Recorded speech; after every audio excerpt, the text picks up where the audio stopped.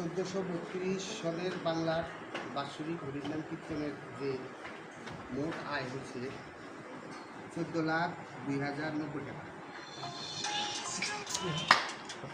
আর ব্যয় হয়েছে আপনাদের 11,77,896 টাকা।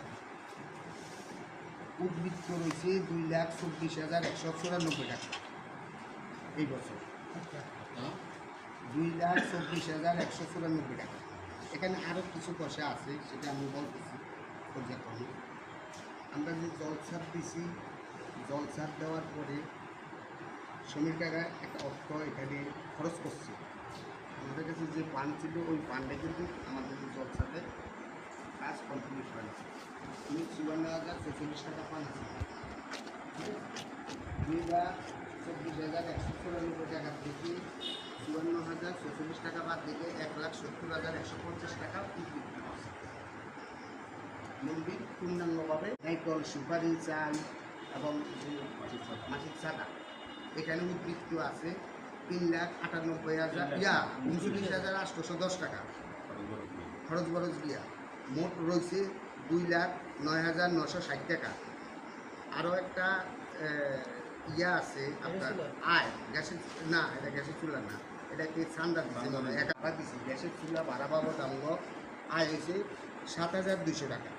মোট 2,18,160 টাকা এই বছর পূর্ণাঙ্গ মন্দির সম্পূর্ণ খরচ কমপ্লিট করিয়া 2,18,160 টাকা উদ্বৃত্ত আছে। এখন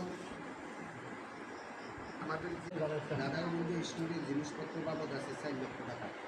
দাদা দোকানে আছে। আর নগদ অর্থ আছে 1,32,615 টাকা। এই দোকানে আছে। দোকানের বাকি আছে 39,000 টাকা। এখানে 39,000 টাকার মধ্যে 30,000 টাকা সাধুদার নামে আছে। তোমরা সবাই দিবা, আমি পরিশুদ্ধ দিই। কথাগুলো বলি।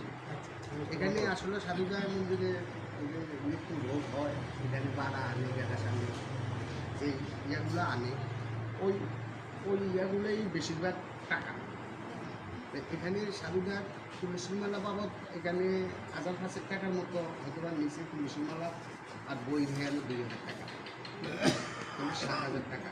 30,000 টাকার থেকে 7,000 টাকা এটা টাকা কত টাকা? 23,000 টাকা মন্দিরে দোকান মন্দিরকে বিনা পয়সায় ছেড়ে দিল।